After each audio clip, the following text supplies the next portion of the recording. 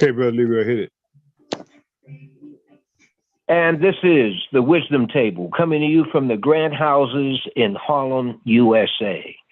I'm Brother Leroy, co-hosting on the Wisdom Table with Dr. Esther Hyatt and others on the panel, and we are very happy to have you listening to this broadcast over the internet, over radio today. This is September 29, 2022.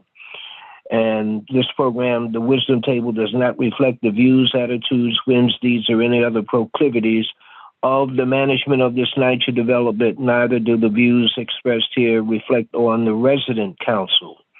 However, the program does reflect the research done by the guests and by the host.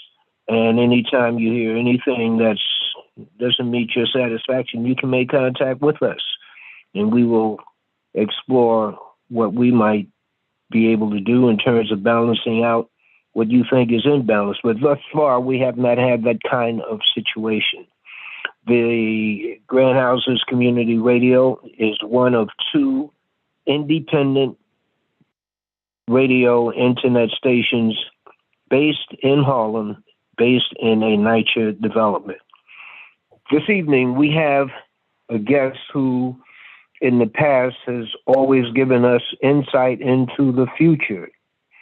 One very, very interesting revelation based on information that's available, but the general population doesn't get the kind of information that he runs into. But what we remember from about 5 years ago, I think, was a meeting in Europe where they made a determination, according to Brother Dennis Speed, who is our guest coming up, they made a determination that bank people who are using a bank to deposit their dollars in other denominations, that there would be a bail-in. Prior to that, we heard of a bailout with the real estate crash that took place. And anyway, these are things that stay on my mind in terms of how the brother has given us information way ahead of the curve, way ahead of Bloomberg Radio, etc. And enough from Brother Leroy and more from Brother Dennis Speed. Dennis Speed of the LaRouche Group, thank you for joining us on the Wisdom Table, my brother. Thank you. Very happy to be here. Okay, we have announced this particular interview with you as being the deep state in current events. And that relates to the deep state is thanking Trump for bringing that particular point up, that there's something else going on. When you think you know what's going on, there's something else below the surface. And what's going on in the world today that the Black community should know about, but probably doesn't know about? Well, let's just take the events of the last 72 hours. We are being told that two pipelines called Nord Stream, just means North Stream, Nord Stream 1 and Nord Stream 2 were pipelines that carried oil and natural gas into Europe, that these were sabotaged, and now Europe cannot get gas from Russia through those two pipelines. Now, those two pipelines, people should know the reason they're called North Stream is that they existed in the ocean. They were outside of Ukraine. So they did not depend on going through Ukrainian territory for Russia to be able to get that gas and oil to Europe. What's being said is that these have been sabotaged, and the claim is being made by something called the North Atlantic Council. Think about NATO, basically. That they say the damage to the Nord Stream 1 and Nord Stream 2 pipelines in international waters is of deep concern. All currently available information indicates that this is the result of deliberate, reckless, and irresponsible acts of sabotage. These leaks are causing risks to shipping and substantial environmental damage. We support the investigations underway to determine the origins of the damage. We, as allies, have committed to prepare for, to deter, and defend against the coercive use of energy and other hybrid tactics by state and non-state actors. Any deliberate attack against allies' critical infrastructure would be met with a united and determined response. All right, now, let's understand something. These are two pipelines the Russians primarily built, and they go into Europe, and they were designed to get gas to Germany in particular, but other states as well in Europe. If the Russians want to turn off the gas, they can just turn off the gas. So why do Russians need to blow up the pipelines, since in fact, pipelines didn't have any gas flowing anyway? Nord Stream 2 had been cut for quite a while. Nord Stream 1 operated until August, and then it went down for repairs, and that got extended. Some people believe that the Russians were extending it and saying that they weren't going to sell the gas. But the point here is, why would the Russians, who at some point, of course, would have expected to have a deal with the various countries in Europe pursuant to whatever happened after the war, why would they blow up the pipeline? If they didn't blow up the pipeline, who did? Now, I say that this is of great interest to America, Black America, and white America, particularly to New Yorkers, because of this striking similarity to 9/11.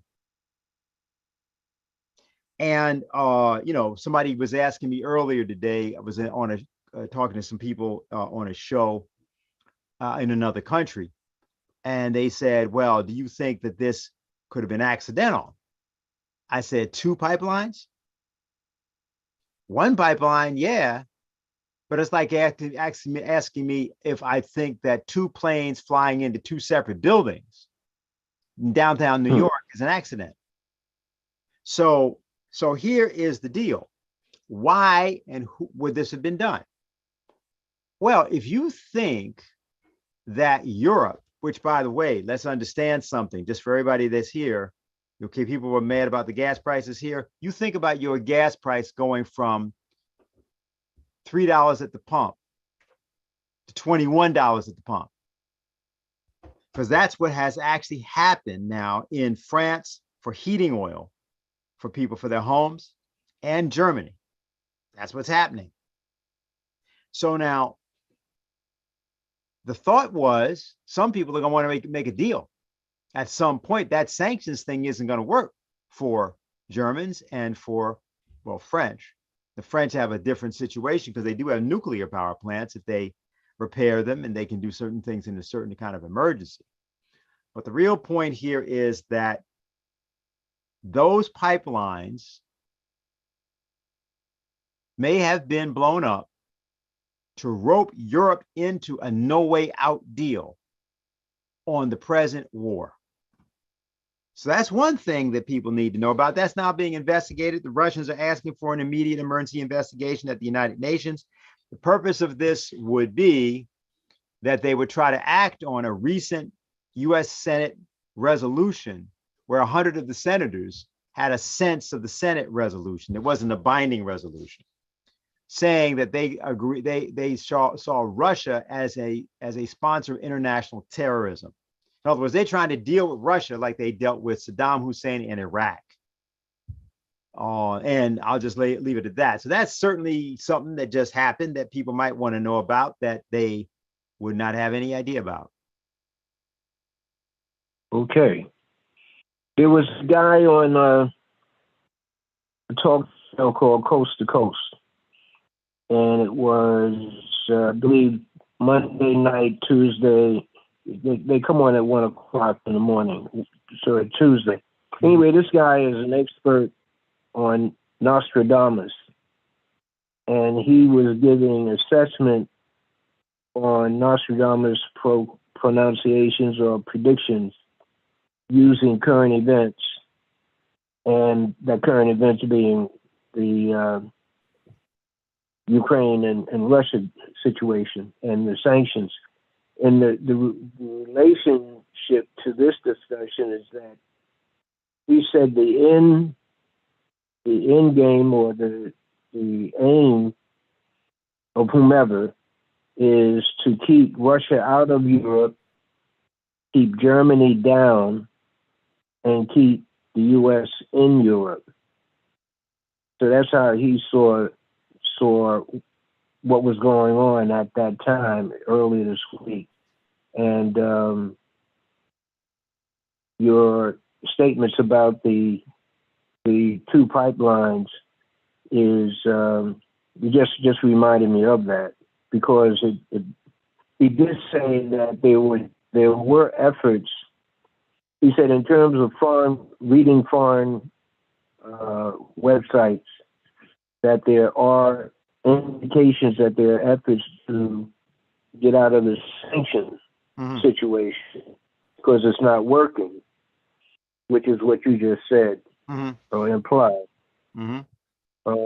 So continue with that, or the other situation is Ukraine, which observers who are not speaking the party line, I'll use that term, say that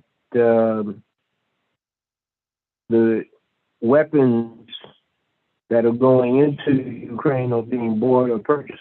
They're really not getting to the Ukrainian army. They're on the black market, and that the ones who really benefit from the increased arms designated to go into Ukraine are the military-industrial complex.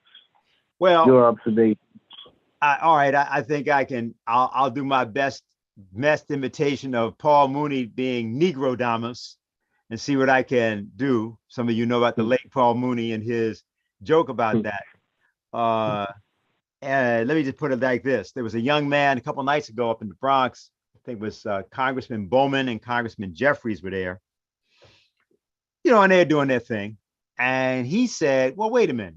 You have these people in Ukraine, avowed Nazis, who were also in Charlottesville, trained some of the people in Charlottesville. And they just had two of these people at the United States Congress, one of them being the co-founder of the Azov Battalion, well-known, had been denounced by the Congress back in 2013, 2014. Hakeem Jeffries had written in a letter himself, talking about, rise of anti-Semitism in Ukraine. That's how he put it. But these people are hardcore, showing off Nazis. And so what happened was, he was asking, well, what was up with that? And they was shouted from the audience, and he managed to get this out. He said, "Where's the $50 billion for the Bronx?" You realize that they are spending in Ukraine the equivalent of the entire Russian military budget for 1 year. Now, they're not doing that because they love those people. Clearly, there's a whole other thing happening here. So let's talk about Ukraine a little bit. Ukraine has sustained massive losses in a military operation, which has also devastated several of the cities. The Ukrainian military contains in it now between 15,000 and 20,000 mercenaries coming from various places. Comes from here, come from America, come from the United Kingdom, come from various countries, Poland, other countries, and other countries in different places. Some of these people are commuting over the border on a daily basis, doing search from over the Polish border.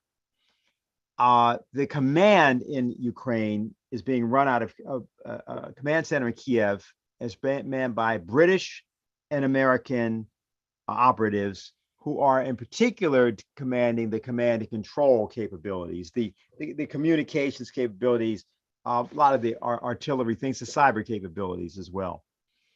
All right, so the Russians know this. So it's not really a Ukrainian army. There are people in a Ukrainian army, and there are a lot of people who are Ukrainian who are still trying to serve. But what has happened is they try to set up offensives. They broke through in one area, and that area was an area where the Americans and others were basically spearheading the attack. It was successful. But the problem was that they had disobeyed the general advice of the Pentagon, which was to concentrate their forces on at most 2 attacks. Instead they did 4.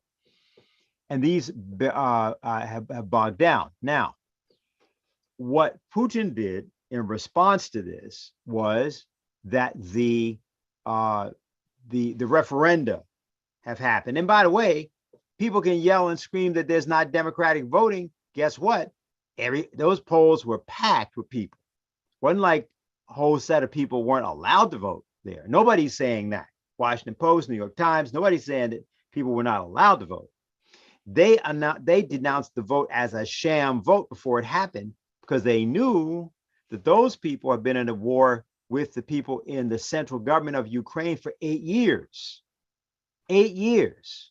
And that when Putin invaded in February, late February, there were 100,000 Ukrainian troops on the border of that area called Donbass, which is like a large province. And it's got these different places called Donetsk and Lugansk. Those are 2 separate places inside of Donbass. And so what had happened was the Russians had said, let's negotiate this. They were saying that in December. Nobody was listening. And what was being said over here was the Russians are going to invade. The Russians are going to invade. Well, there was a reason that they knew the Russians would invade, because they had 100,000 troops on the other side of coming into these territories. At that time, as you know, they had the thing, hey, well, these places are asking for help. We're going to have our troops come in. But now what's happened, let's all be clear, is that the Russians are saying that Zaporizhia, where the nuclear plant is, Lugansk, Donetsk, and Kherson, which is when they had one of the major attacks, all these places, sometime in the next 2 weeks, they're going to be part of Russia. If those places join Russia, then you're attacking Russia if you're attacking those places. So NATO is on the other side saying, well, what are we going to do about this? Because their whole thing is, wow, we need to go to war with Russia. That's a problem. They blew up the pipelines. Let's say that's a hypothetical, perhaps, allegedly, let's say hypothetically, speculatively, okay? Perhaps they blow up the pipelines. But there's another thing, Brother Leroy, that everybody needs to be concerned about. I'm going to tell you this. Here's a Negro Damas for you. You keep hearing about the Russians using nuclear weapons. Russians don't have to use nuclear weapons. Russians got literally 25 million people deep they can go if they want to actually have a military call up, and if they felt desperate. The Russians, they're doing that mobilization because they're mobilizing their people to understand what may be coming down the pike.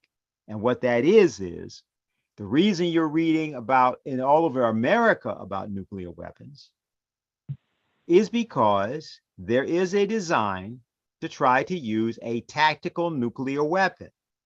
Now, that is not Russian military doctrine. There's a whole lot of people in America trying to assert that it is. It is not.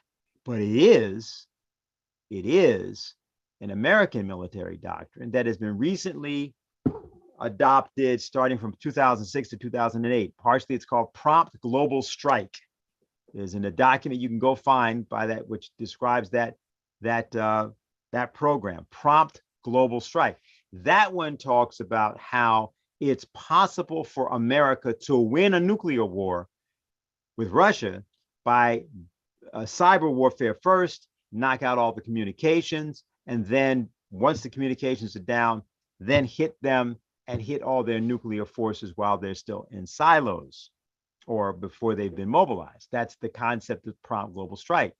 Yeah, but there's a problem. That's already outdated because 4 years ago now, the Russians premiered some weapons, began talking about premiering them, and then they did a demonstration of what they call hypersonic weapons. I'm not going to go through these except to say there is no way presently that NATO can pull what it's talking about, or America can pull what it's talking about, because the Russians have forms of nuclear weapons that, although they don't have a whole lot of them, you don't need a lot of them, because as long as those things, they're hypersonic, they basically operate below the radar, but they move at 20 times the speed or 10 times the speed of sound. So I'm saying all this to say the following. There's only one country in the world that's ever used nuclear weapon. That same country, which is the one you live in and I live in, did a war against Saddam Hussein where they claimed he had weapons of mass destruction. They were sure of that. They went in there, there was nothing there. And they said, oops. And we're still there. So given that history, and given what we just saw with these pipelines, the idea of a tactical nuclear weapon, now I understand what that means. That means a relatively low yield nuclear weapon. Sounds very nice, like a Christmas present. But let me put it like this, that anybody that launches one of those has the following calculation they got to make. And their thing is, well, the Russians are not going to launch nuclear weapons because we detonate a tactical weapon in Ukraine. That'd be crazy. Yeah, but if you detonate that tactical weapon on Russian territory, which has now been defined as these different areas in Ukraine, oh, guess what? Guess what? If you're religious, better get to your house of worship of your choice. So that's where we are. That's what's going on. That's the kind of madness we find ourselves positioned by. And so we're looking at a replay of the Cuban Missile Crisis, probably this month, perhaps next month. In terms of that so-called strategy, prompt, is that PROMPT? Global strike. Prompt mobile strike. All the individual has to do is go and begin to do a Google search or Yahoo search, and they should come up with that document. Yeah, that's right. I'm just checking right now to see if I can get any authors on that. Yeah, there's a PDF. Prompt Global Strike, American and Foreign. It's a Carnegie document. Carnegie Endowment for International Peace. Prompt Global Strike, American and Foreign Developments. Okay. Okay. Yeah, so that's what it is. Let's go. Acting. So yeah, just go there. You'll find it. That's one. We will take questions. We will take questions from the panel in a few minutes. Let's go to Africa. And in one dialogue that I heard, it was said that China is facilitating the building of various infrastructure in different African nations without any strings attached. And they mention it in terms of schools and possibly housing. Part of the road, what do they call that? You know what I'm talking about, the road. The Belt and Road Initiative. What's it called? Belt and Road Initiative, the BRI, sometimes also called New Silk Road. It's called both names. Right. Okay. So what notion do you have of that? Because that runs contrary to what the European nations have done in terms of infrastructure in any African nations. They tie it to the IMF and other loaning facilities and restricting educational opportunities in various countries. Help me with that. Okay, by the way, people can find a shorter version of what I was referring to. This was the Office of the Secretary of Defense, just called Prompt Global Strike Plan, submitted by the Office of the Secretary of Defense, February 2007. This is the actual document of that plan. I mentioned the year 2006. There is an earlier document, but this one is 8 pages. So this way you can just get it and get 8 pages Just put that in an internet, and it will come right up. It's a PDF file. On what you're talking about on the Chinese, well, we know a lot about this, and particularly the Schiller Institute and the LaRouche organization, because we were involved in the formulation of this policy. This is a policy that began to be formulated in 1989 in one form by Lyndon LaRouche when he was in jail, and he was looking at the fall of the Berlin Wall and the potential for nuclear war, which was at that time, everybody was talking about it. And so he formulated something for Europe. Now, that was not the Chinese thing. They did something for Europe, going from Paris into Berlin, and then going into the East Bloc countries, what used to be called East Bloc. People that may not remember that or even know about that, that was Poland, Estonia, Latvia, Lithuania, Romania, Bulgaria, Albania, Bulgaria, if I think, I said that already. And Czechoslovakia.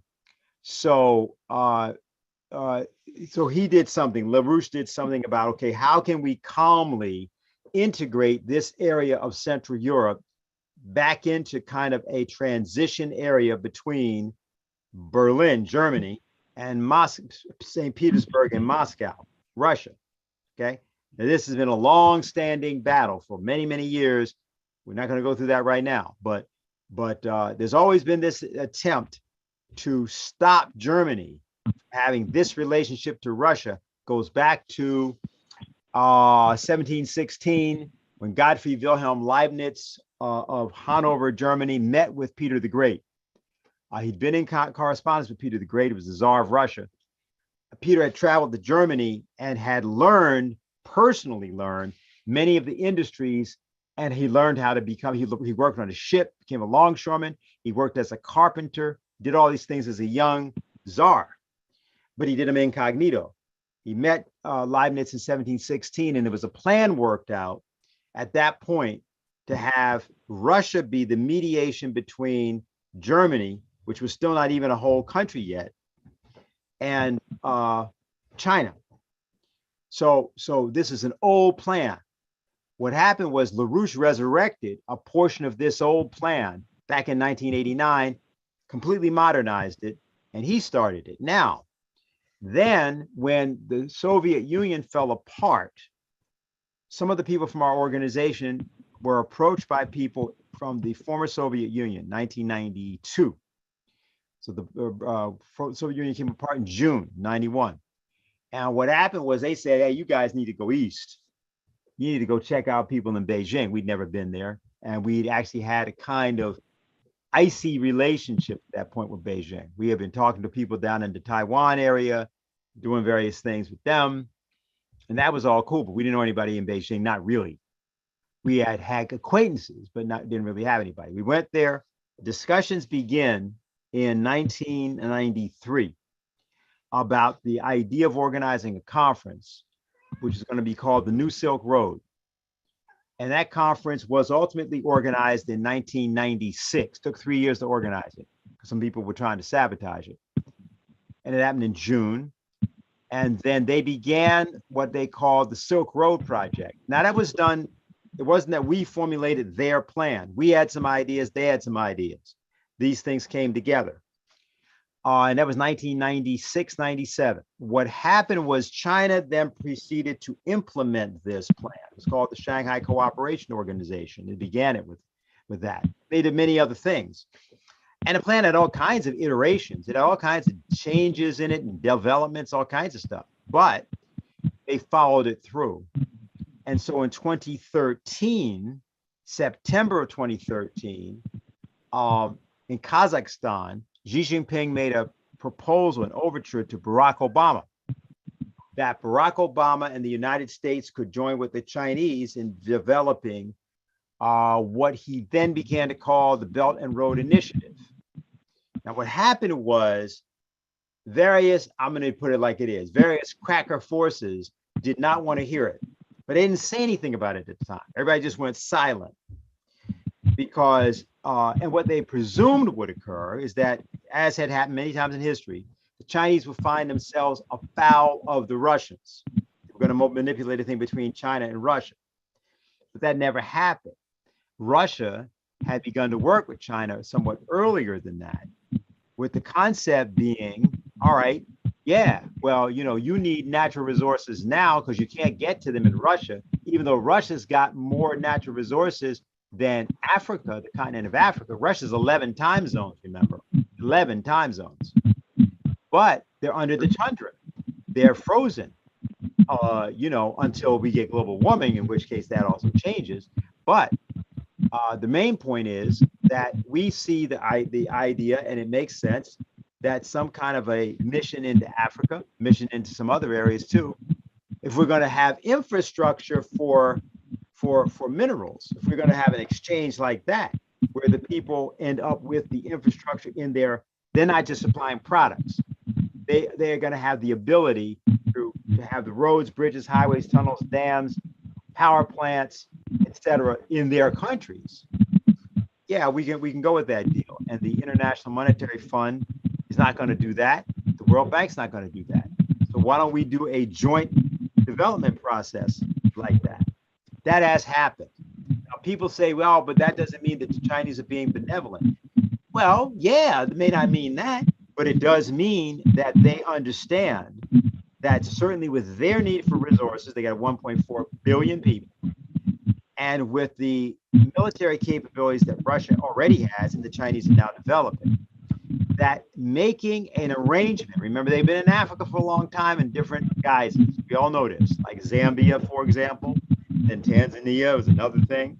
And then Congo, all kinds of people have been in there since the 60s fighting, right? The Cubans, the Russians, and the Chinese, and of course the Americans and the British, the French in there too.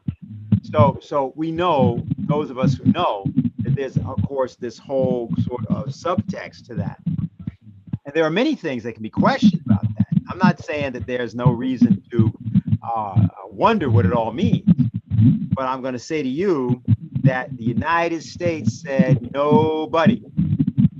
Britain's the one that mainly said it. The United States actually could, because of Black America, could have a very productive relationship in this. Productive commercial, industrial, mining, agricultural relationship. But that is not to be the case. And Barack Obama was, in one sense, the no means to stop that.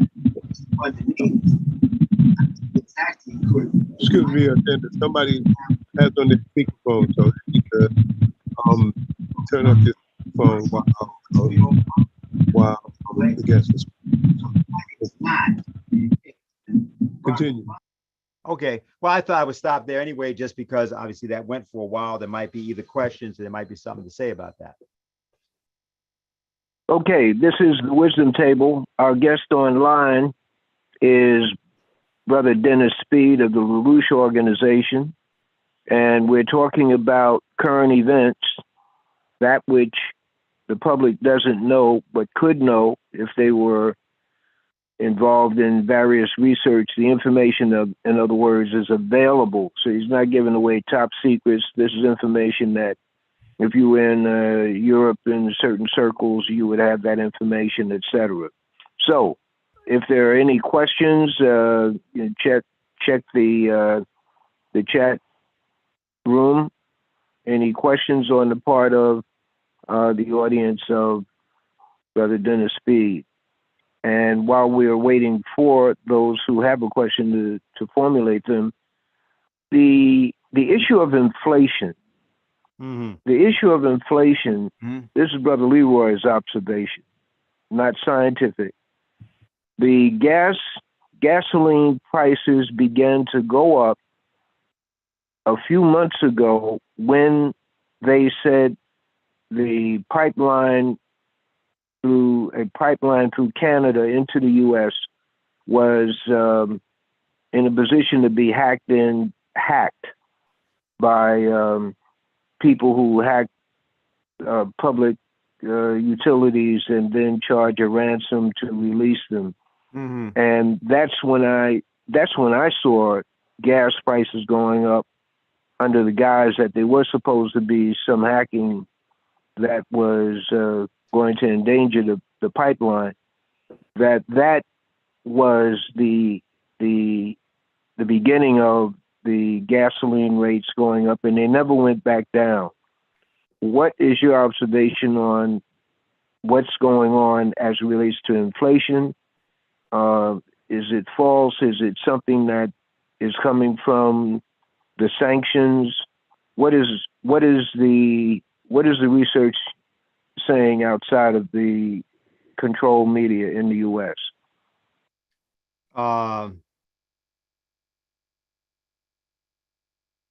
That's something completely, it has nothing to do with the gas pipeline, and it doesn't even have to do with the sanctions. The sanctions are a pretext.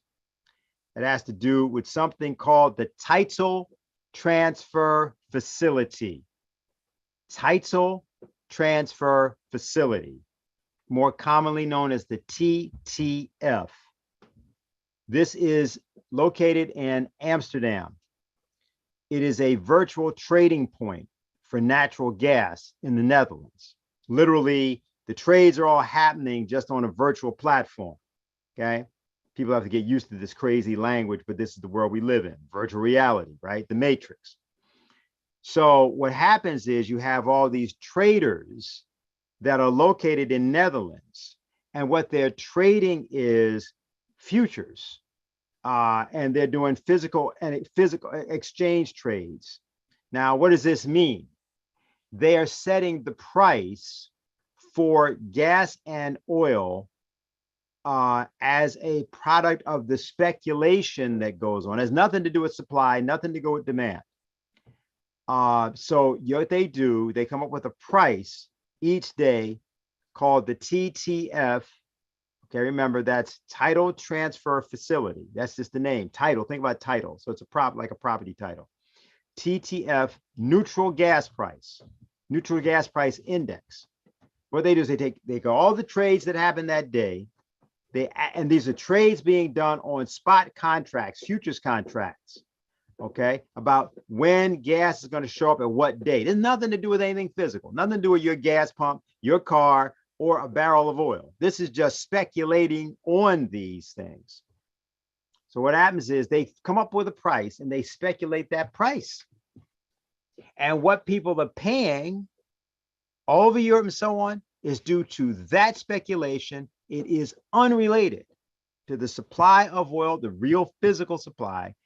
It is not even related to the sanctions. Now, the sanction thing is a little bit different because it's true that they have cut off oil. They have cut off natural gas, which they did how? By taking Russia's money. Remember that whole thing that they did back in March? They shut down, something like whatever that was, $400 billion of Russia's money. Just took it. Just said you can't use it. They appropriated it. They expropriated the Russians. That's what you do under communism. That's what they did to the Russians. So what the Russians have to do with that, say, well, wait a minute. I mean, that ain't gonna work. We're not gonna let that happen because we have to use those dollars that are in those banks to as payment, right? That's how we do balance of payments because you got the dollar, right? So you got the currency that runs everything. So we have to pay in dollars. Those dollars are in your banks. You're taking that stuff. So here's what they said. They said, well, wait a minute. Then, maybe we have to go to our own system. They start talking to the Chinese.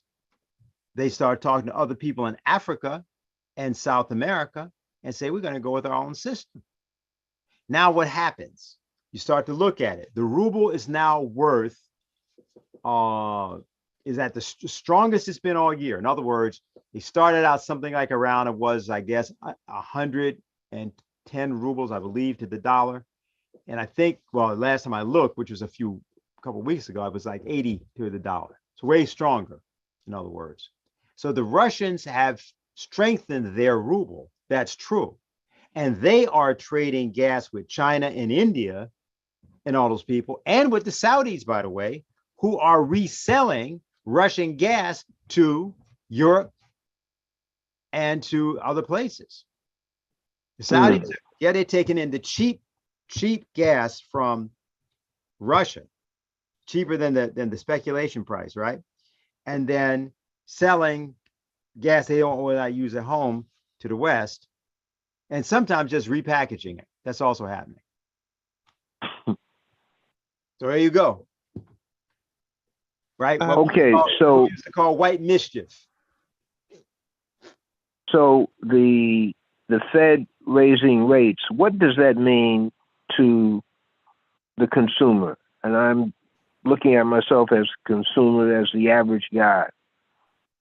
They're going to try to kill you. That's what they're trying to do. Raising of interest rates means that it costs you a lot more to borrow money.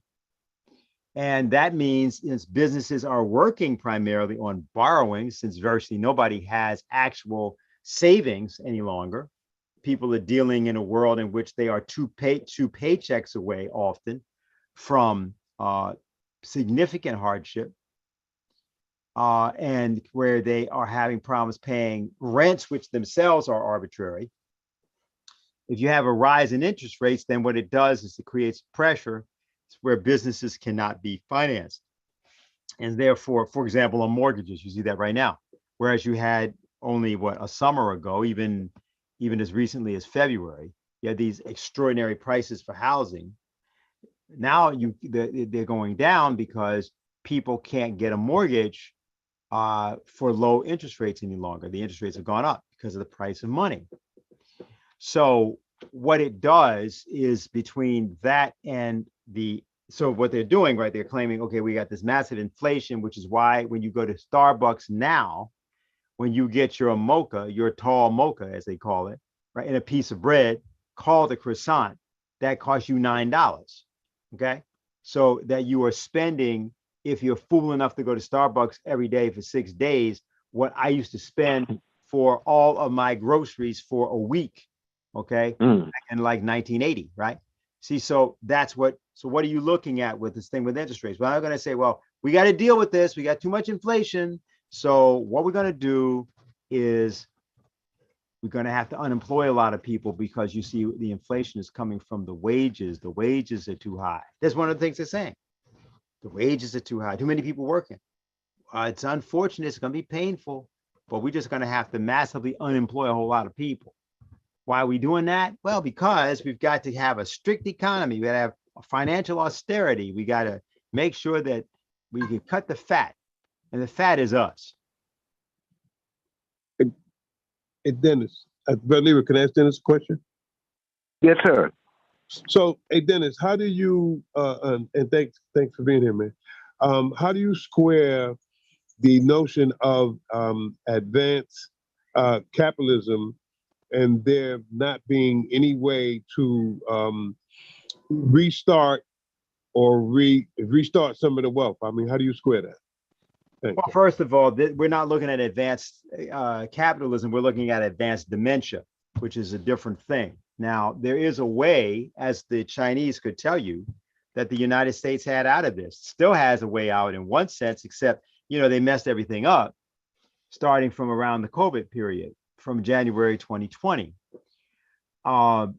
This isn't capitalism. What you're living through and what you're looking at is the final stages of monetarism. Monetarism is what the British Empire was doing from about 1763 up until really 1939, 40. Then they got back into doing it after 1945. Once you had that little bit of the World War II ended and Roosevelt was dead. See, capitalism is what America used to do when it used to have mining and manufacturing and agriculture. And the concept was, if you have a whole continent, you got everything in there that you need. You got all the land you need, all the water you need. You got all the minerals you need. You got all the technology, because America used to be a leader of technology. Therefore, even if it's the case that you don't want to be limited in terms of world trade, you could and can develop your own industries in every field, so that you have your own cement, you have your own iron and steel, you have all your own energy production and so forth. Full set economy. Now, what you're looking at is the opposite of that. And that's what we've been doing for the last 70 years. This is not the America that most of us were born into. This is another place. This is a zombie America with a zombie dollar. And it's got a zombie economy. The only thing that it actually has as an economy is the military. And about that, they're very serious. even though they actually have weapons components they import from other countries. So it's that bad that they even do that. This country exports debt. This country exports various forms of phony money. Then it has pornography of various types that it exports. But that's what we do now. We don't even really manufacture food that we export very much. I mean, there's a export market, but I'm talking about the actual America that you were in. So the concept is that if you want to have a capitalist economy, which the Chinese will tell you all about, Chinese are as capitalist as you can get. That's where they get into capital from. Even when they were communists, they didn't have the capital, did they? You didn't have these Chinese all over America running around, and so you didn't see that. You see Chinese buying up all kinds of things and all, and having mega businesses, private ownership of things.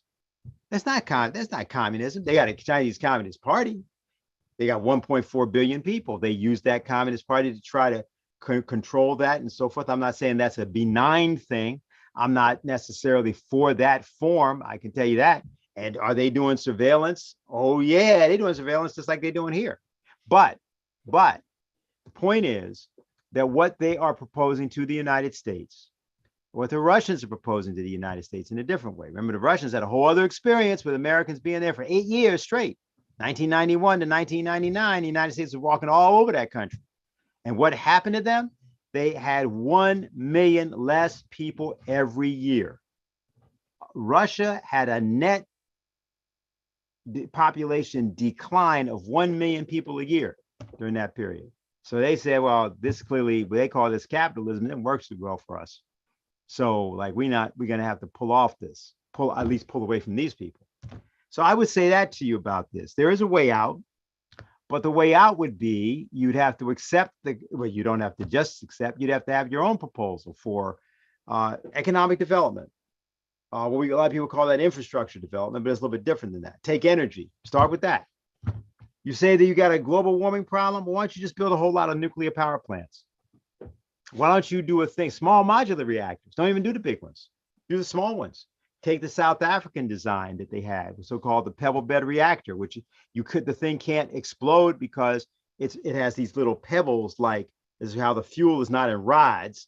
It's in small stone-like things, literally ceramically designed. And so what happens is if the bed heats up, it automatically shuts down, and you can't get the chain reaction because the rods don't allow. There's no way to have that. Would those be like people?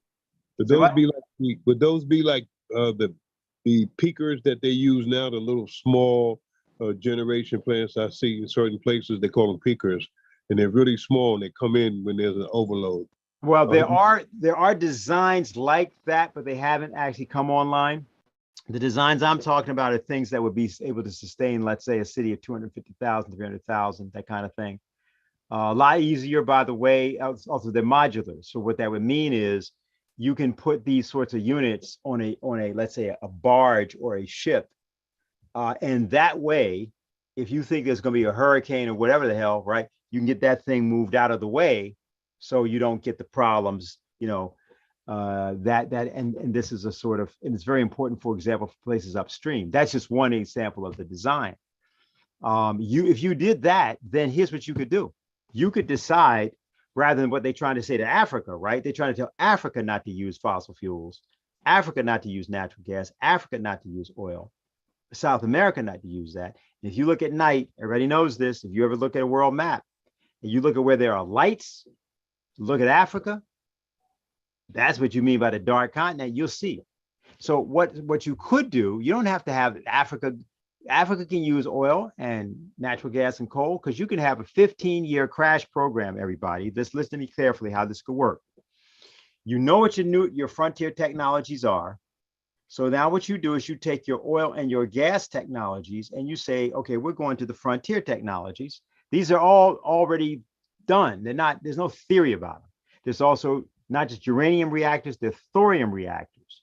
You have less of a pollutant product. Plus you have breeder reactors, which can take the fuel and recycle the fuel, that is the waste. You can be down to 2% just with doing that. And I'm not even talking about thermonuclear fusion. That's something we haven't reached yet. But the relevant element is you can have a perspective of 15 years with the world working together, people different, because we want to solve the energy problem, right? They say, because they don't want to solve it. I'll come back to that. And that what you would do with that is you could blast out as much oil, coal, et cetera, as you want. You could do that for 15 years without any problem, because why? You have a horizon. You have a horizon where you're going to now convert, because the best thing to do with oil is not use it as a fuel. The best thing to do with oil is use it as a lubricant for various kinds of industrial processes. So there's a natural phase out that you would have go on if that's what you were trying to do, which is not what they are trying to do. They are reducing population. When they say carbon footprint, they're talking about all those black carbon footprints. Your carbon is black. Got to limit your carbon footprint. Mm-hmm. It's quite worrisome there, Dennis. Yeah, it's a good time to worry. Yeah, yeah, it's a very good time. Now you said that the zombie, when you said the zombie economy, it made me think of the crypto and how they're trying to cripple the crypto. So can you what's your observation on that? Well, the key thing is to understand the digital world, right, in this regard, because digitalization is your enemy. Why? Well, just look at it like this way. Here's a simple way to look at it. Some people will not agree, but I don't care about that. I'm going to give you an example. If you put all the books on internet, right? So I got them on my iPad, right? Now I look like I'm a really free man. Now there's a problem though.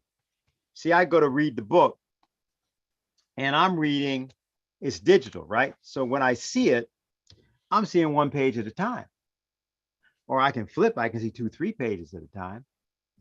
And I guess I can make notes somehow in the margin, kind of, sort of.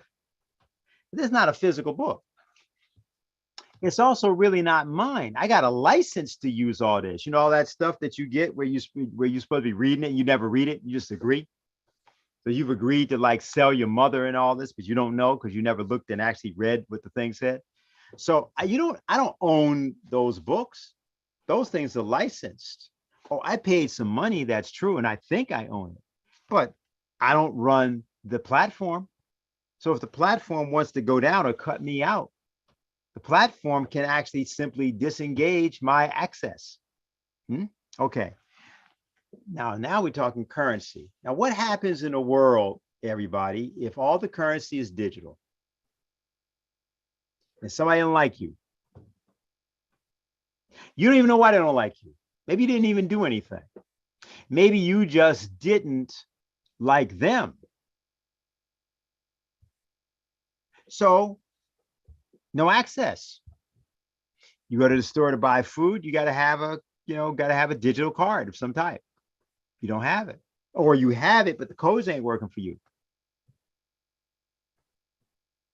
See, so that's where you are. So you can talk crypto or this or that. All of these things were traps. All of these things are honey traps, or they're like tar baby. And why are they done? How's it done? Done by convenience, to seduce you, to bamboozle you. It's the thing that Malcolm said. This digital bamboozles. So what does this mean? It means that we all have to be conscious of the intent of these things. And you can never be, so keep your books like you see on the back of my back shelf, and keep your pen that you can write your annotations in, and you can go look, so that when you then go look at that book on the digital side again, and you notice that chapter 4 is entirely missing, then you understand where the power actually lies in this. Does not lie with you unless you run the platform. Thanks, Dennis. You're perfectly right, spot on. My daughter's an avid reader, and she thought she was buying all these books from Amazon, and then they told her that she didn't buy the book. She just bought the right to read the books, and they weren't hers. and the money that she paid was only the right to look at the books, and they rescinded and took all the books back. And you're right, I see you got the books behind your shelf, and you forgot to mention your cat. Well, see, on the one hand, see that cat is all right. She's okay. My true friend passed away, who was the one that wrote with me. She's over here on a picture. You can't see her. That's the one who would normally be there as Raz. But see, yeah, that's right. And that's important for your daughter to realize. You see, the American people are moving from having rights to having only privileges. So you have the privilege to look at it as long as they say you do. Now, notice that whenever you go on the internet, right, on anything you do, it's always got a $sign there. It's always telling you about you doing a subscription to something, right? You ain't seeing anything on the internet for free. But the internet app store, you may not be putting money in there. Some people do. Say, what, free app? Yeah, but you know what that means? It means you got it for $0. Even when you get things for free, in other words, they are purchases so far as the app is concerned, and so far as you are concerned. What's that mean? That means you have secured a right that they extend to you for some arbitrary amount of money, including zero. You're on the other side saying, whoa, well, zero is good with me. I mean, that has a material feeling, which is nothing's coming out of my pocket. Yeah, but your information, you are the product on the internet. You don't think of yourself that way, but they do, because what they're looking at is fundamentally ways of achieving domination. Domination in various ways for reasons that you will never be told directly, and in ways in which you can only suspect. And you know, that was the relevance of the image in the movie Matrix, whatever one thinks of the movie, of all the people hooked up, you know, as batteries, powering this giant mega computer. That has happened. It's almost like when they had had people wearing jeans and stuff with different names on it, and you would pay for the pants, and then they would put their branding and marketing on their clothes, and some of them still do that. It's almost like the same thing. They're doing better than that. Now they got people putting it on the skin. I'm not even talking about the microchips. I'm talking about the tattoos. See, because you got what's the relevance of that? It's like a brand. It's a brand.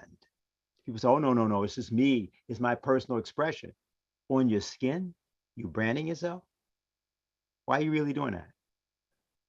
Branding, what does that mean when people say, it's my brand? You ever see a steer? A lot of people haven't seen that. Anybody ever see old slave pictures? My brand. So that's like me going to get a hot poker iron and I put that on my shoulder. That's my brand.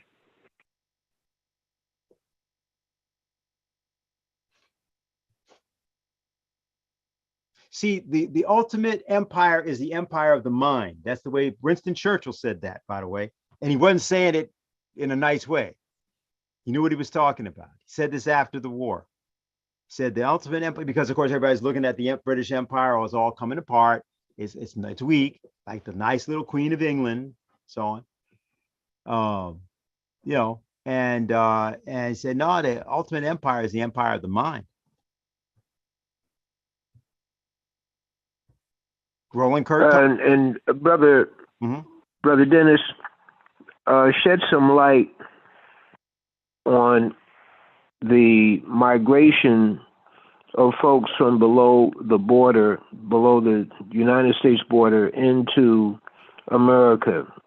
And I'm prefacing your response with this. I heard a dialogue on Bloomberg Radio a few years ago.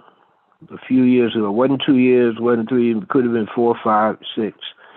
And in the dialogue, one of the participants said that the border is a safety valve as it relates to allowing the folks in because if they didn't allow the folks in, there would be revolutions in Central and South America as it relates to the economic conditions in those places. So they come north. What might you shed on that? Okay, well, there are two elements to it. One is the element of globalization. You're talking now, remember the period of 1993. So you want to think about it. That's when NAFTA got officially passed, the North American Free Trade Act. But they were already beginning that process. Now, here's how the way to think about it. 1989, the Berlin Wall falls on November 9th. Then in June of 91, the Soviet Union collapses. All right, this is a 2-year transition period. Some of us are on top of it. We realize what this means. Now, what happens in 1990? 1990, this is during the Bush administration, the George Bush administration, Mr. CIA George Bush. Let's remember, before there was a Vladimir Putin at head of KGB, George Bush, who had been head of the CIA in 1976, became the president of the United States. He'd been there also for 8 years before that. They did a lot of things in that period. But getting to what they did on this, they had a meeting on the 20th of May of 1990. It's called the 520 Committee, and there 2 presentations were made there. One was made by Colin Powell. The other presentation was made by Paul Wolfowitz. And well, Powell actually never got to make his presentation because Wolfowitz went first. And their thing was, all right, Berlin Wall's down. So now how do we think the world should be dealt with? There are 2 possible ways. So it was either you're going to, decide, hey, Cold War is over and we're going to act right. We're going to do what we told the Russians we were going to do. We told the Russians if they got rid of the 300,000 people that they had in Germany and in East Europe and in that part of Europe, that we would not go eastward, and NATO would just like Germany would join NATO, and boom, that's it. Or we just say it's us. We are now the world hegemon. We gladly and proudly take the role of being the world's policeman. And what our job is to make sure that we're never challenged again as a military power. Now that view actually was a view that was offered back in 1945 by Bertrand Russell. And he had this thing, a very short thing he said about using nuclear weapons. You got to convince the Americans that the only way to save the world was for them to use nuclear weapons against the Soviet Union. And he said that in 1945. Then in October 1946, he repeated it. And this concept of saying it was because if you've got that weapon now, nobody else has it now. So what you do is use it. So everybody knows that you will use it. And then you just direct it, okay, any weapons of this type, they're going to be manufactured any place else.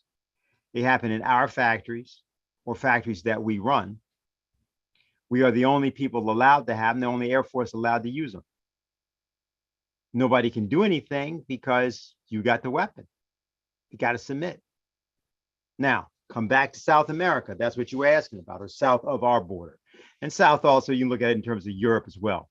What happened was NAFTA was a disaster. It was an economic disaster. It upended a lot of things in a lot of countries. The drug wars of 1990, we all remember. Matter of fact, we remember the 1980s because Bush was running them. And those drug wars, yes, that had to do with the Contras, had to do with other things, which we won't go into here, it's too far afield. But in terms of El Salvador or Nicaragua or Peru or Bolivia, of course, okay, Colombia, what happened was that they destabilized these places through a series of transaction wars. What they were doing was coming up with, they were taking the dollar from the dollar we used to spend in the store, which was actually the American dollar.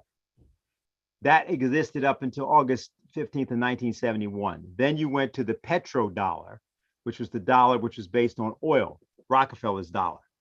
And that dollar was pretty much the dollar through the 70s. Then you went to the narco dollar. And the narco dollar was something that was being shared with Southeast Asia, with Asia and here, and was building up a whole set of things in that way. And that went through the 1980s. Now, the 1980s is when then the NAFTA thing comes in the 1990s. So now what they're doing is this is now post Berlin Wall and it get pretty much post Soviet Union. Hey, their thing is we don't need all you people. We needed you people when it was a Cold War. We don't need you now.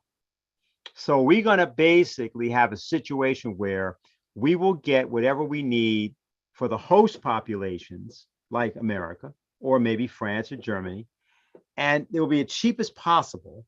You guys are going to make it in whatever conditions you happen to live.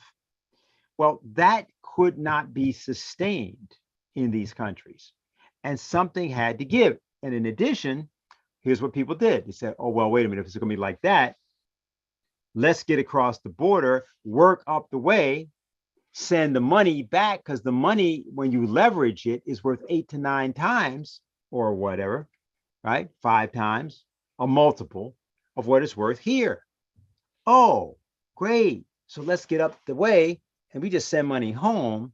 Plus then we can live, we're going to be living better than we're living here now anyway.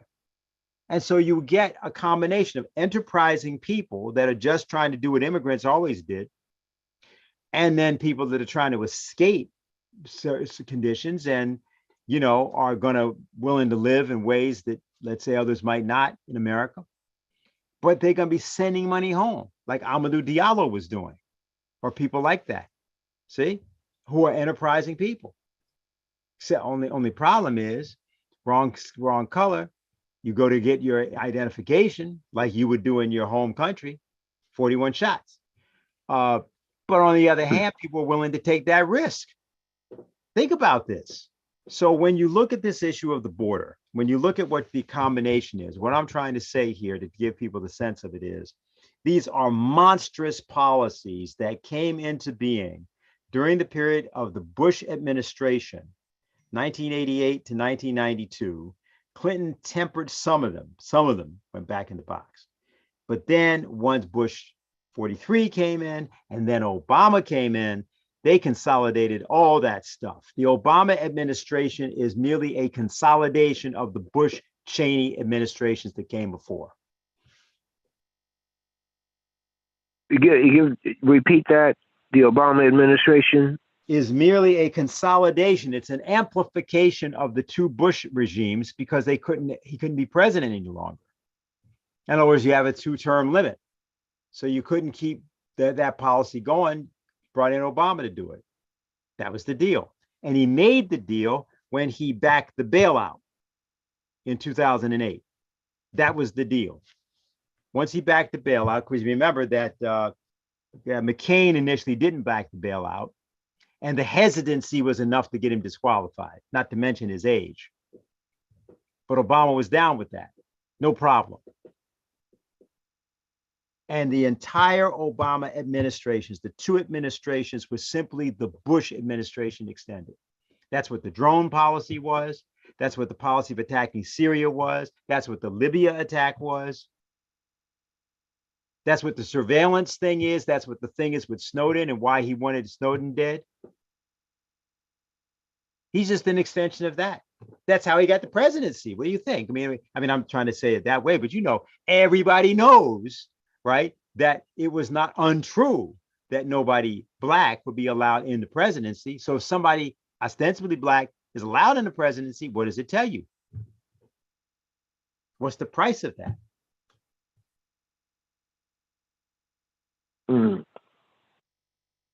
Okay.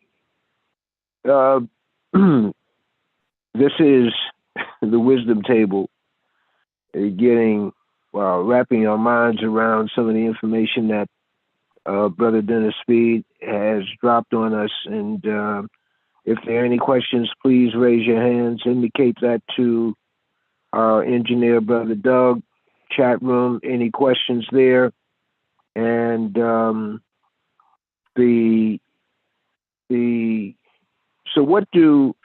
okay. the interest rates are being raised by the Fed. Mhm. That has this. It's on one hand they're talking about jobs being available, and on the other hand, they are. When I say they, I'm talking about as you would hear sound bites. Jobs are available 2 to 1 for every job that's available. There are 2 other jobs or 1 other job, something like that. Right. And the at the same time, if the interest rates go up, that's another news broadcast. That broadcast says there's going to be a loss of jobs. Mhm. So you got one broadcast saying one thing, another broadcast saying another thing, and the people who are trying to get a job, get work, they're still out of work. Mhm. And so respond to that part. I have something else to ask regarding being a Democrat, being a Republican. Well, you have chaos is the point. In other words, what happened was, in other words, why the whole thing with Russia? I mean, why do it? The reason that they're doing it is because this doesn't work. The system that they are running requires larger and larger areas of the world to be looted to maintain it.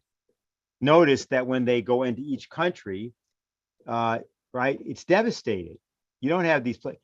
When we won the war against Japan, what happened to Japan? Won the war against Germany, what happened to Germany? Okay. Well, then how come we win a war against Iraq and it looks like it looks? Afghanistan and it looks like it looks. Libya, for that matter, let's be straightforward, right? They destabilized the whole place. You had slave markets they got set up in that aftermath of that. People say, well, why is that? Syria, how about Syria? Look at that situation. U.S. is now in Syria. The U.S. is still occupying 1/3 of Syria. People don't even know that. Why is there devastation everywhere we go? The answer, because they're supposed to be. Why? Because in other words, these people have decided, unlike Trump, you see, Trump's idea was let's make a deal. We can all make money. We can all do well. Everybody can, build things. People can live a good way, but let's make a deal. I'm Mr. Deal Maker, right? That was his whole thing. The Apprentice, I'm Mr. Businessman. These people are not interested in that. The people ruling in America are not interested in yours. Remember the old thing, Goldfinger, where James Bond is on the torture table, and the laser weapon is coming up, is approaching his genitals, his midsection, and he says to Goldfinger, who's not talking, he says, "Well, do you expect me to talk?" And Goldfinger says, "No, Mr. Bond, I expect you to die."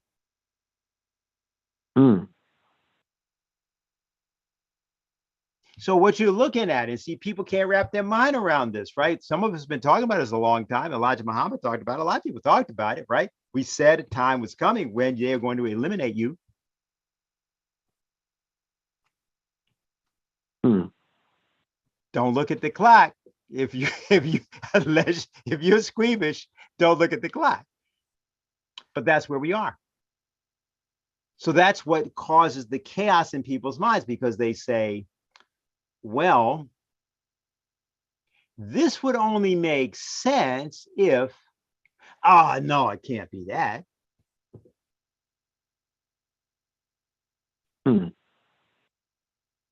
Okay. NAFTA, you said, was a failure. Yeah. And under NAFTA or through NAFTA, they removed. It succeeded for the United States, but look at what it did to Mexico. Many of the indigenous industries of Mexico, I'm just talking about basic manufacturing directly across the border. If you go to Monterrey or some areas like that, and you had this set of small, just like you had in America. They used to call these like the machine shops in America, where you'd have 8 people or 9 people, and they were working on a particular kind of specialty item or a set of specialty items, but they had the ability in the machine shop to make other things, which they could do custom made, and because of this, the small shop atmosphere, you had master workmen, master machinists who were able to train apprentices who had a capability which would allow them, if they got into any kind of a major assembly project, like some of the stuff associated with NASA, you had these machinists that had these developed skills that could not have been achieved in the larger shops, precisely because you had the ability to have that attention to personnel and to the detail of the manufacturing. You had a lot of that in Mexico, for example. It wasn't machine shops so much, although that was one thing, but you had a lot of it in the agricultural sector in particular. Very vibrant, very productive, small industry, not high rates of profit, but self-employment, dignity, and independence. All that got wiped out by you putting the sort of mall economy and mall mentality across the border. And the drug thing got promoted because it was a way to generate large amounts of finance capital to subsidize various intelligence agency programs to destabilize governments. So Mexico became a major part of that.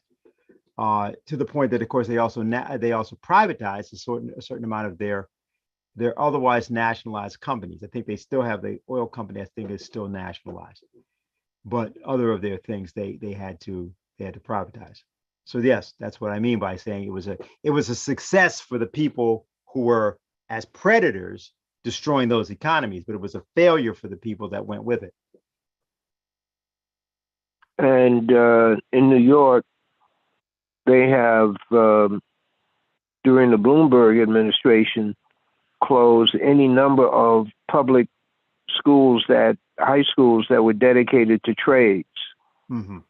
So the teaching of trades is virtually zero in the public school sector. Right. That in turn. Right. No, that in turn impacts on a portion of the population that would not necessarily go into college for academic skills, but would be available either in New York or elsewhere from skills that they gained from the high schools. Absolutely. Remember that New York City in 1966 had 1 million manufacturing workers, also people working in transit, trucking, and things like that. But at a massive industrial base, was the largest in the country. It's larger than Detroit. And the reason for what people are looking at in the streets today is the abandonment of that form of industry, manufacturing. Now, do we need it? Anybody who looks at the streets in New York City knows that. Anybody who looks like the subway system in New York City knows that. Anybody who looks at the level of the problem of the water systems of New York City and their age knows that. So obviously we need all these things. So how come we don't have them? The answer is you look at Big Mac, 1975. But for that period, there was the old housing administrator Roger Starr with that plan for what he called planned shrinkage of New York, take it down to 6 million people. Right. So that's what it is. Right. So the graduated thing was that Big Mac, Municipal Assistance Corporation, Felix Rohatyn, they did that. But Big Mac had a 33-year charter. So it started in 1975, and then it went until 2008. If you check who was there in 2008, it was Mike Bloomberg. Mike Bloomberg was a banker. So as a banker's dictatorship became right then, and of course, as you know, he came into office with something like 12 or 13 billion dollars. He's now worth something like, what is it, 50 or 60 billion dollars. And as my friend late Linda LaRouche used to say, you dealing with anybody that's over $5 billion is definitely criminal.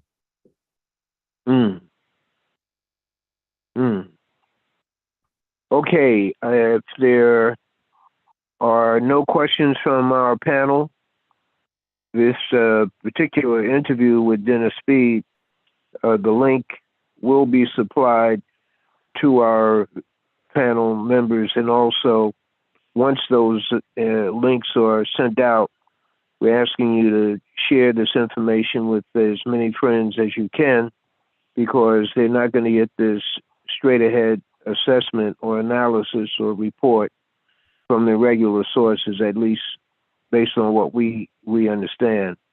In terms of the little man, the little people, the average people, in light of current conditions, what are 3 things that you would recommend they be about? And that includes teenagers. Okay, well, that's good. I'm glad you made that qualification. The first thing I would say is that there's a candidate, young woman, relatively young woman, as far as I'm concerned, a friend of mine, Diane Sayre. She's running as an independent candidate for the United States Senate. And she's running independent because you were going to ask me for that Democratic Republican thing. That's exactly why she's doing it. Because we said, and matter of fact, it's so bad that she wanted to run just as independent candidate for U.S. Senate. And you're not allowed to do that in New York State. They told her, you got to have a party. Can't run as an independent candidate. This is real. And so what happened was she said, well, then what do I got to do? She got to come up with a name for a party. So she's running under the LaRouche Party. Not because we wanted to. We wanted to do independent candidate for U.S. Senate. They said, no, we said, okay, LaRouche Party. Bam. We're good with that. Because everybody's going to know it's us. That's cool. That's better. So that's one thing for people to know. I would suggest people take a look at her campaign. And I would suggest that people think about beginning to qualify themselves to run for office. Because the only way that you're going to get real justice in this situation is to put yourself in the process. Now, that should be done as the form of a kind of updated civil rights movement. It should not be done just by people running out there. The same way the civil rights movement had to train people for nonviolence. Same thing should be done in terms of the decision of candidacies and local offices and stuff like that. So that's number one. Number 2 thing you said is particularly in terms of teenagers. Well, everybody knows that education has now been destroyed as a result of what happened with COVID, and public education is in the worst shape it's been in since the founding of public education in America, and particularly in the cities like New York, which had one of the best educational systems in the world. What we do have is, because of the fact that New York City is a greater melting pot in terms of the number of people, the array of people, you can call it a mosaic. I prefer melting pot. But the concept is that you have people from all over the world, and there are some very successful educational systems that do exist. Like some aspects of the Chinese system are very good. Some very good, a lot of earlier stuff that was done in American history. And I would say that what teenagers have no choice for now, since 2 years are taken away from you of your life, assuming that you had on other problems, is to get involved. Our organization, the Schiller Institute, does a lot on education. That's what we're known for. That's why the kind of thing I'm presenting here, you'll notice, does have references to books. You see the books behind me. And I think it's important that people understand that it's not that everything's in a book. It's not. That's why we talked about manufacturing and trade education, by the way, is some of the best possible education that people can get to get the mind working, especially given virtual reality. Trade education may be a great remedy for that, along with, by the way, choral singing, which is another thing. Even if you don't think you can sing, point about getting into a chorus is the notion of a cohesion among a group of people, particularly if you don't know them well, all working toward an objective, which does not have a dollar sign at the end of it. But you're trying to actually work on this idea of solidarity of people. So you get the notion that people represent a unit greater than their numbers. If you don't have that, you don't even have a nation of any type. That's the second thing. The third thing I'd say in terms of what people can do right now, because obviously a lot of things are happening right now. Well, the first thing would be to question some of these elected officials. I realize a lot of them are no good, but to question them about how they can be spending all that money in Ukraine and all that money on climate change, and then even the $2 trillion they gave out, and yet we can't get a program for the re-employment of people in the urban centers to rebuild these cities, and to have the hospitals that people who are sick out there need, and to have all the other things that people need. We somehow can't get together the $3 to $5 trillion, whatever it would be. Frankly, you can't assimilate too much more than 2 trillion in a year, 2.5, to do what I'm talking about. How's that possible? So can that be achieved? Is that something that you can argue for locally? Oh yeah, it can be done. And I would say this way to start doing that is to, first of all, acquaint yourself, as you are doing if you're listening to this program, with some of these ideas, and to make a demand that, hey, I've just seen $55 billion go out the door, and I'm not seeing nothing for Bronx, for Brooklyn, for Detroit. We can't even get clean water in Flint or Newark. No, we're not going with that.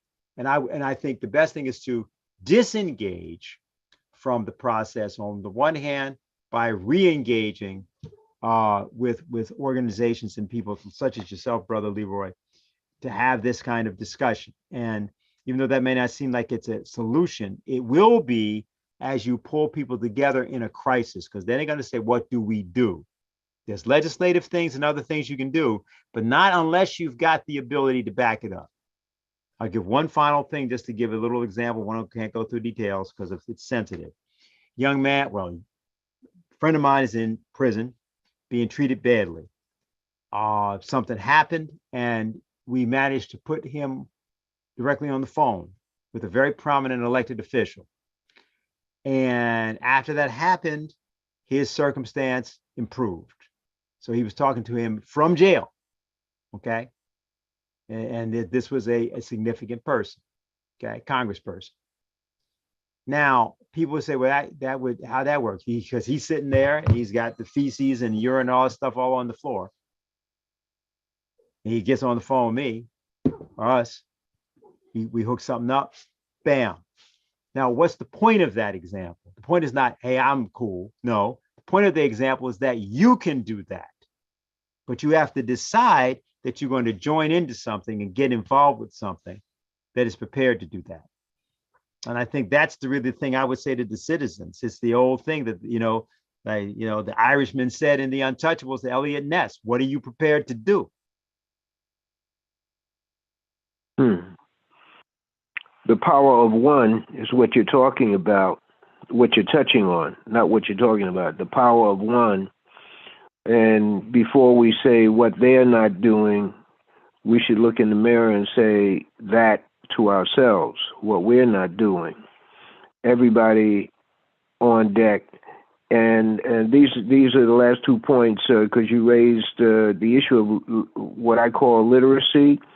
What is the value of literacy to a population that has been targeted for oppression, covert and overt?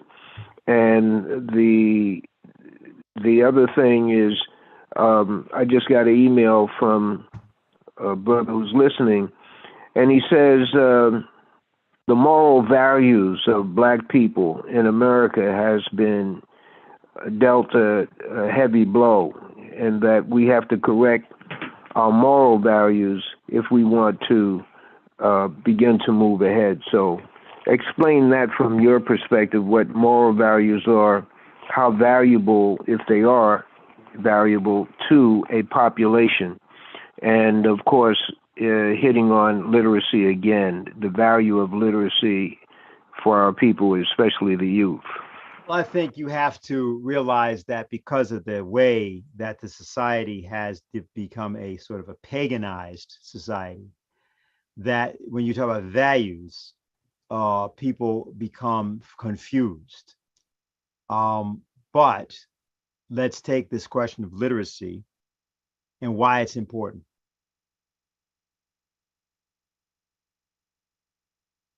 At least 51% of the oppression of every person on the planet comes from them. At least 51% of the oppression of every single person on the planet comes from them.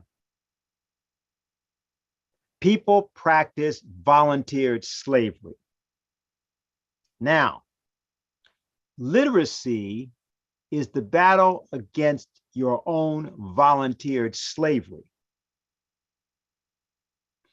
And the battle is joined immediately because you look and you see something you can't read, or you find you can read but you're not understanding, or you find you're understanding but you're not comprehending, or you find that you are comprehending but you are unwilling to act.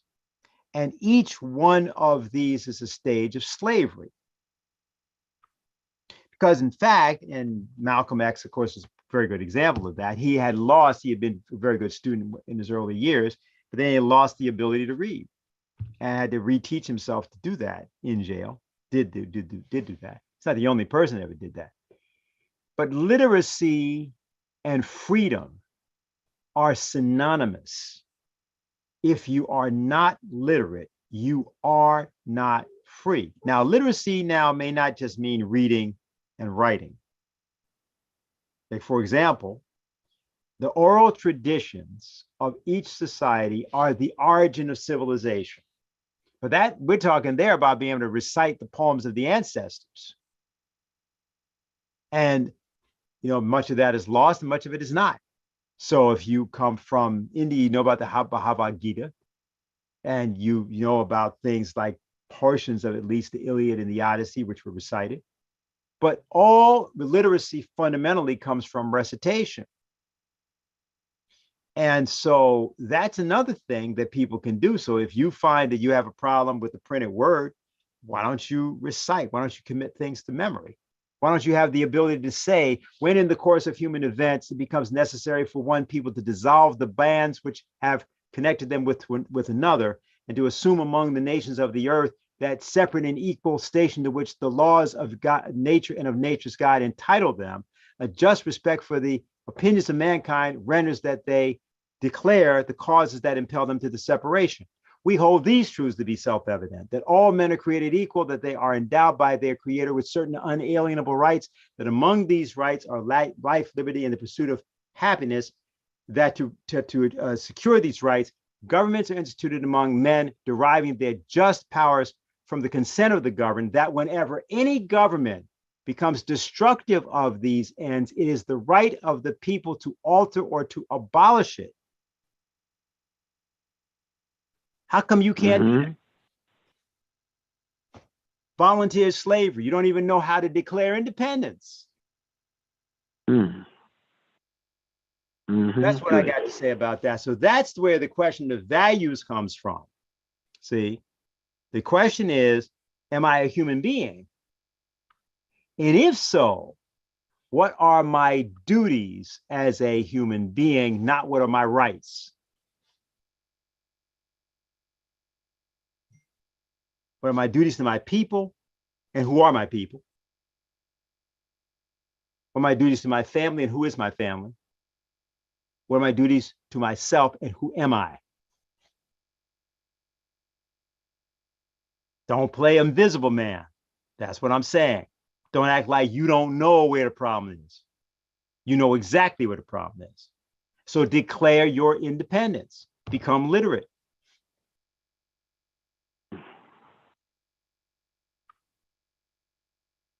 And the moral values, the value of family or marriage, if any. You will find that in that. That's what I'm saying. Hey, is it true that Muhammad recited the Quran? Did he really do that? Do an experiment. Try it. See, people will find their values by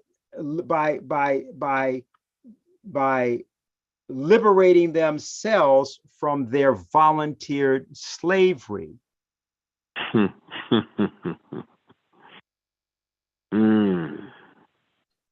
Otherwise, you would know what a value did if it came up and baptized you. Okay. Very good. Okay, my brother. Okay, yes, sir. Brother Dennis Speed of the LaRouche Organization, here with us this evening. Thank you for being as forthright and responsive as you have always been. And may God continue to bless you and your family keep you safe, bless you with knowledge, wisdom, wealth, and more perseverance in your efforts to do what God has put you on the planet to do. Brother Dennis Speed, thank you very much for joining us on the Wisdom Table. Thank you very much, brother. Let me just say one last thing to people. Check out Dick Yes. Gregory. Check out Dick Gregory. There's a couple of good things. Something was done, so-called, it was a comedy thing. Can't remember the name of it, but they do a whole show on Dick Gregory, the early Dick Gregory I'm talking about. And that will give a great answer for people about how you find your moral values. Okay, this is a documentary on YouTube. Yeah, I'm not remembering. So something like comedy, when comedy did something or another or something. I forgot the name of it. It's part of it. It's a two-part documentary, but the first part's on Dick Gregory. And I'll get okay. You whatever. Yes. All right, very good. So we will be in contact, and thank you very much once again. God bless you. God bless you, sir, and we will be back in touch. Thank you. Peace.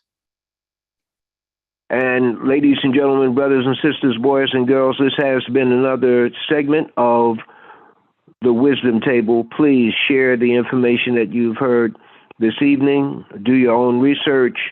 And of course, start reading. If you haven't been reading, start reading. God bless you all. Thank you for being a very good panel on the Wisdom Table.